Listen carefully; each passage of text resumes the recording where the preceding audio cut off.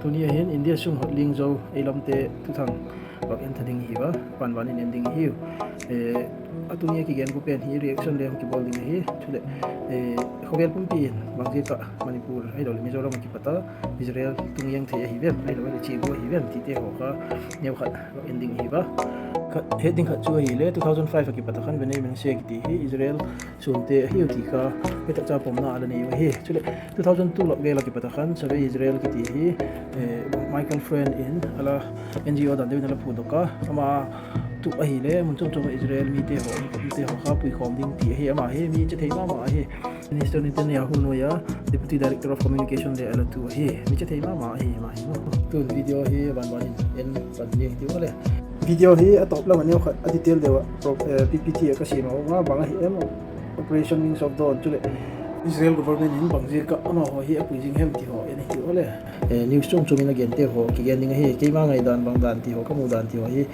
gen bek nei lo di ka hi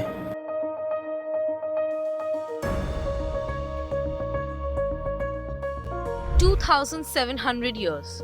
That's how long a tribe claimed to be lost until now. On Thursday, over 250 Indians landed at Ben Gurion Airport in Tel Aviv. Not a Jik taka news ten hong gen dan ho hen khat ve ni khan mi jani le som nga chiwa chule dik buka tunia hin le mi izat ven ma chu chi ding hi ba chule aban le chi jem lai ding hi ba ti khan tu kum sung hin mi sang le jani pui do ding ti plan hi in he chule 2030 masang hin mi sang gu vel hi pui do ding ti hi news chum in akimu hi aban ban in jom den ti ole tourists, not as workers, but as people coming home. They walked under a balloon arch in blue and white, the colors of Israel's flag, greeted by relatives they hadn't seen in years. Some had waited 9 years for this moment. Jiti gola hin thupi dewa ala ki dona hi ba ano achi te ading hin chu no mama yang ding ina kilang hi chule igam ei India gam to te chun iti gola hi ela ki welcome India gam hungwa lu dai lo le Manipuri che le iti gol khela hi ela ki don thupi ti hi khel ding tak sa long pui achi ding te hi anga so te dan dan chu tu chung khan le iwai phe no pi khan kang pu pi lam ki pat khan kum som nga anga lai tai aban en dom jeli ti wala. These are the Bnei Menashe, a community from India's northeastern states of Manipur and Mizoram who claim to be descendants of one of the biblical 10 lost tribes of Israel. Their ancestor Manasseh, son of Joseph, was part of the northern Israelite kingdom invaded by the Assyrians in 722 BC. The tribe scattered. Some, they say, traveled through China and eventually settled in the hills of northeast India. Takahin epil le comment khat ka wak jep lut no ma ka gen op chu hi hong ki pat do ma wo hin ham si pai ka hi ki ti khen khat te ho hin ma ho he dik lo taka ala bol ti te ho le thu kal he ji te ho hi nam si pai ka hi ki ti hi le nam ngai na ka hi ti hi le ala bol jom te lo dingin kong don he aji chu gal bui lai khan isu pi te ho hi dak lam ki pata khon tam pi hong ki thu bi hi ti kha ye che dingon ka hong gen ai For centuries they were known locally as the Shinlung people, part of the Chin, Kuki and Mizo ethnic groups. British missionaries converted them to Christianity in the 19th century. But in 1951, a tribal leader named Mela Chala had a dream that his ancient homeland was Israel. That dream lit a fire that never went out. Today, around 10,000 Bnei Menashe live between Manipur, Mizoram and Israel. Men wear kippas. Married women cover their heads. They observe the Sabbath. And they want more. They want minyan prayers, Hebrew schooling, and a community they can fully belong to. The Israeli government is now making that possible. Under Operation Wings of Dawn, Israel plans to relocate all 6,000 remaining members to Israel by 2030, partly driven by a labor shortage following the October 7th Hamas attack. Thursday's group of 250 is just the beginning. To become citizens, they'll convert to Orthodox Judaism, learn Hebrew, and build a new life in a land that they believe was always theirs. A 2,700-year wait, and they say it's finally over. With Shrita Sen Majumdar, Bureau Report, India Today Global. Tuhin Bnei Menashe ti bang ti hong ki pat hem ti neu khat wa eni ti wala Israelin July tarik nga sang khat po som nga kumakhan da na lasima gam da nga Israel mi te ho mo Jews te ho kha Israel gam hong ki le ki theina dingun dan te ho alasima chule sang khat ko som nga le khat kumahin Mizoram pu chalin thanga chala ki ti chun amangin Israel sunte hiu ti hi alamang mata ji ki pata chun Mizoram ki pat olo hong ki pat hi Israel gam ki vai pu na in sang kha jaku som sagi kumin ala sim det kit jelu ala su le nu ji go la chon ti khan hong chi jela sang kha jaku som gi tumin Israel rabi ili yahu avichel chun north east hong to a ye ki pata chun ma hi benei manese ti hi min hi ala pi hi chule hun hong chi jela sang kha jaku som ko le li kumin organization ami saf kiti te ho chun lam gama Jews te ho chu ne khat ala pui tha ta hi abul ti la chun traveling visa lawa ji ki pata chun amun lama tun ronun all citizenship pi ki to hi chule kum sang ni le pani la vela chun Michael friend in survey Israel hong bol ka ji chu NGO he ji te lum tu chu hi le gam chum chuma Israel Jews te ho pi khom ding ti hi ji ki pata chun ki pating thing hi benai mene se ti hi le ilam Jews ka hi ki te kha na 2005 kuma recognize ala bol be pu hi chule 2007 kuma khan mi jani le tivel kha Israel ga mala jo o hin la 2009 kuma khan India government in je aliyat ki pen hi ala kha ko hin 2012 in jo ala kita 2012 ki pata 2020 chan khan mi sangli lam hi ala che tawa chule tu kuma pen hi le hoi tak cha government Israel government he pia le mi pi he ta open taka abol akhat veina he tu chunga chi te he chu kumdanga te sangan mom sa joma ma ding da na hi abani nen jom jel ting hi ba tarik somni leli ni ala chite atuno vai don na loi pa chom chom te on ala vai don na hole a hi ang end of jelding hi wa chule heading kha chu tu ye taka chite hi thagop hi absorption tin tin mo tu hebrew dan te ho kijilin tinu paule ham ho kijilin tinu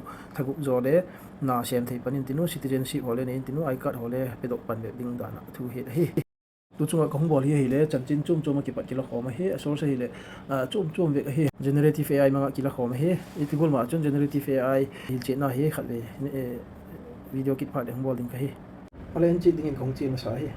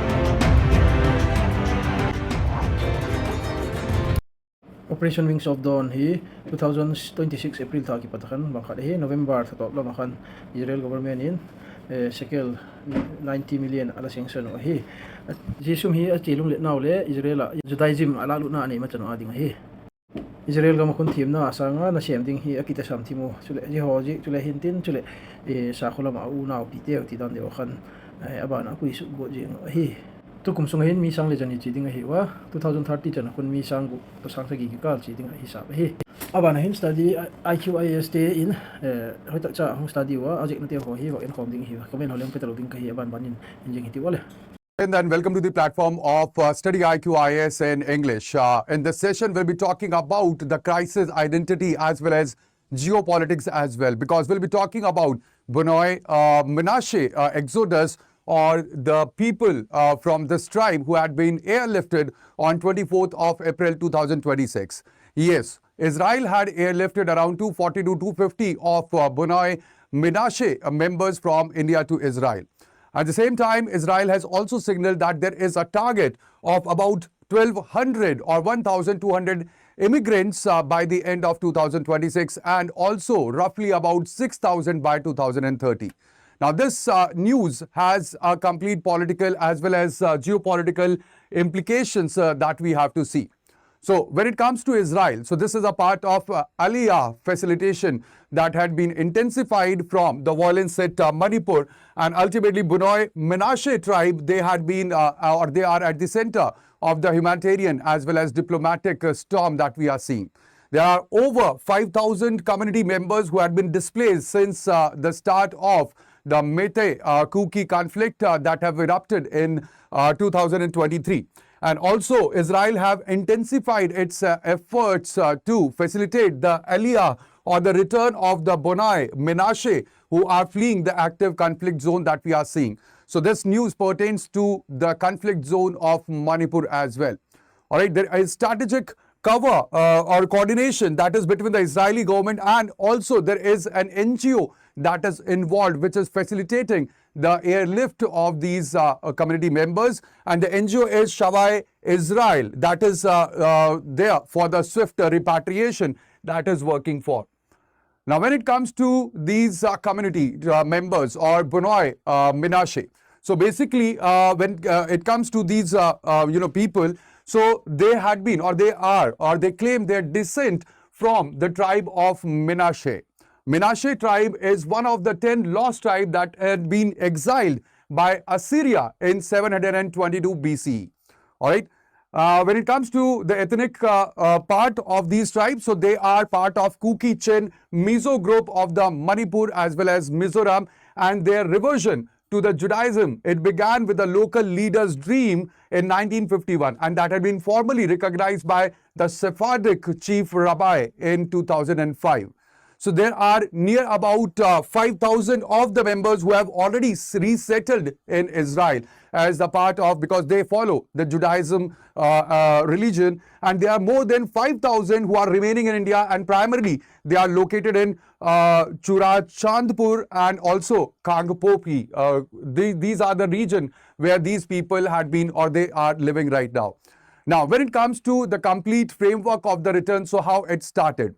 So it was in 1950 that Israeli law of return was enacted, and it had granted that every Jew had the right to immigrate to Israel. It was in 1950.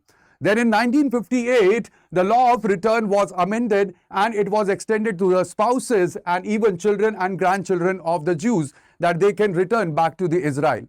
In 1973, the law of return further, it was amended to include the non-Jewish family members of these Jewish immigrants.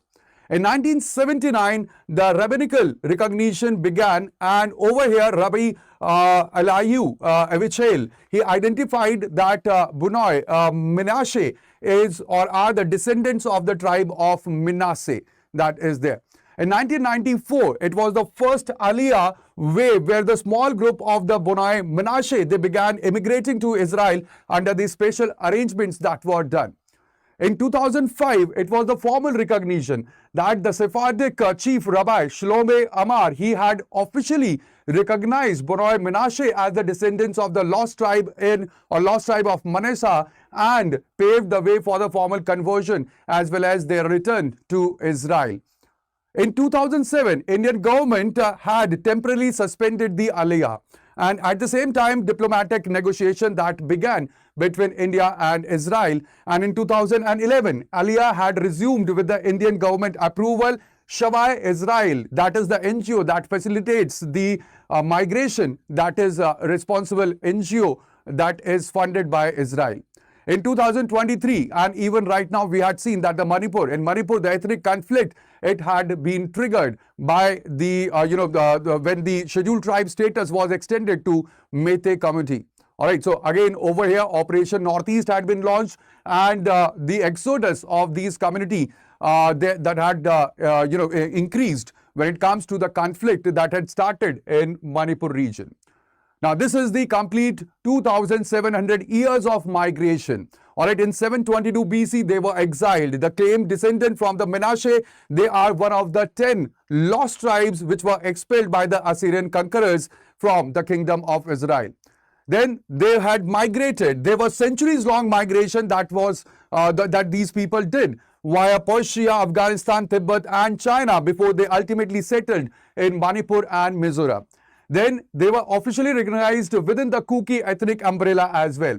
While the missionaries, they converted a majority of them to the Christianity, this faction, they retained Judaism and they followed Judaism. In 2005, they were again formally recognized by the rabbi that these are the basically descendant of one of the lost tribes of that has been mentioned in their religious text. Now over here, this complete when it comes to the intersection, so there is intersection of the tribal lineage that we can see that they are basically they are part of Kuki ethnic group, and also there is religious affiliation to the Judaism that creates a kind of socio-political bloc that defies India's conventional identity categories. At the same time, the Manipur crisis has converted the religious identity into an exit strategy over here, as we can see from this move, and it has altered, or it will alter, the local demographic calculations as well, and it will deepen the communal fault lines as well. There are questions of dual loyalty as well that arises from this perspective, because this challenged the Indian secularism. How does the state, it handles the citizens actively who are transitioning to a foreign national identity? That is a question that is in front of us right now. This complete issue, it will have the international as well as the security perspective or the implications as well. Because when it comes to India's tacit approval of the Aliyah, it signals the goodwill towards Israel, reflecting the maturing bilateral strategic partnership that both the countries have since the 1990s, and the departure of the Kuki affiliated ethnic bloc, it will alter the demographic equilibrium in the already volatile conflict theater that is Manipur. There is also another perspective, that is whether the migration is voluntary or it is conflict forced. We have to look after this one as well, because this has significant implication, particularly given that we are not a signatory treaty or signatory nation to the UNHCR Refugee Convention. So again, this has a broader international relations as well as internal security perspectives as well. But now the question that is there in front of us is why there is this sudden exodus. So it is the acceleration of the Aliyah. It is not spontaneous. All right, it has been, or it reflects that there had been compounding institutional, economic as well as structural failures within the India's management of its northeast. Now, when it comes to the institutional failure, there had been the state inability to provide the basic security forces, peripheral minorities to provide basic security to the peripheral minorities towards the external kinship network. All right, at the same time, there are economic pull factors as well, which are there. All right, because when it comes to Israel, Israel offers a superior economic prospects, even healthcare and the physical security relative to the conflict-ridden Northeast India that we are seeing right now. Also, when it comes to the structural neglect, so there had been structural neglect because there had been decades of the identity politics that have left the peripheral tribes feeling alienated from the Indian mainstream as well as its protective institutions that are there. And there are also the policy gaps because the absence of the coherent national diaspora policy for the citizens who are migrating on religious ground that leave the state reactive, not strategic. So these are the certain factors why this exodus is happening right now. All right, there are push factors which are present in Manipur. Like, for example, there is unresolved physical and economic distress after May 2023 Kuke and Mete clashes. At the same time, there had been inability to convene a minyan. Now, minyan in Judaism is a quorum. There is a quorum of 10 adults that is required for any kind of Jewish religious obligation, and in the remote hills, the quorum or the minyan is not possible. All right, it is quite impossible to convene a minyan. At the same time, there had been collapse of the agrarian income as well. When it comes to the local labor wages, they had been stagnant at somewhere around $1,200 per year in the region. There are pull factors as well. All right, there are pull factors as well because when it comes to the theological fulfillment, so there is realization of the Zionist destiny that is there, that is returning to the promised land, and that pulls these tribes or the ethnic community towards Israel. At the same time, there is massive wage premium as well in construction and transport sectors that offers somewhere around $55,000 per year, and there is fully funded flights, integration programs and accelerated citizenship framework that have pulled these tribes towards Israel. Now, what could be the implication of this migration? The short-term implication could be there in Manipur, where there will be further thinning of the Kuki Zomi presence in the key district, and it will risk enabling the Methi territorial consolidation in the contested areas. So this will completely reshape the conflict demographic map as well. There are long-term implications for India as well because it sets a dangerous precedent for other communities who are claiming the foreign kinship. At the same time, it challenges India's framework for undivided territorial and civic allegiance for the scheduled tribes as well. For Israel, the implication will be that there will be a demographic boost in the strategically sensitive regions. All right, but it will be complicated by the integration challenges as well. All right, including the cultural friction and the documented experience of the racial discrimination that will be faced by the Indian Jews upon their arrival. This could be the implication of this migration. Also, when it comes to the migration, so the placement of these Bonoi Menashe tribe in the West Bank region settlement, it also raises a very serious ethical as well as international legal concern about the use of these diasporic communities in the conflict geographies. That is again a pertinent question that is there in front of us regarding this migration. Now, when it comes to India, so New Delhi or India, they have navigated the complete challenge or the Bonoi Menashe issue with a deliberate ambiguity. All right, there is a framing of the exit. They have framed this exit as a personal religious choice, while they have maintained security oversight and avoided any open diplomatic friction with Israel as well.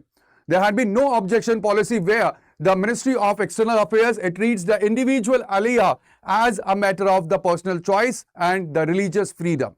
So they have avoided any kind of formal state-to-state entanglement as well. The second thing is the security vetting, where the intelligence agencies, they monitor the aliyah pipeline to ensure the route is not exploited by any anti-national elements, and even when it comes to the state level division. So the Manipur's Mete group, they view the migration with suspicion, interpreting it as a strategy to attract international sympathy for the Kuki cause. If India cannot protect its own citizens, does facilitating foreign evacuation amount to a forfeiture of sovereign responsibility is a big question that we have in front of us. At the same time, why does Israel Aliyah prioritize the Bonoi Menashe while thousands of other displaced Kukis, they languish in the local relief camp without comparable external support? That is also one of the questions that the policymakers, they must ponder upon. Now, when it comes to West Bank placement, that is again very, very important over here to note, because there had been reports of the Bunoi Menashe resettled in the Israeli occupied territories, and that also raises a profound question about their instrumentalization in the separate geopolitical conflict that Israel is fighting with. All right. Now, what could be the way ahead, or the way forward, or what could be the policy recommendation? Hallelujah.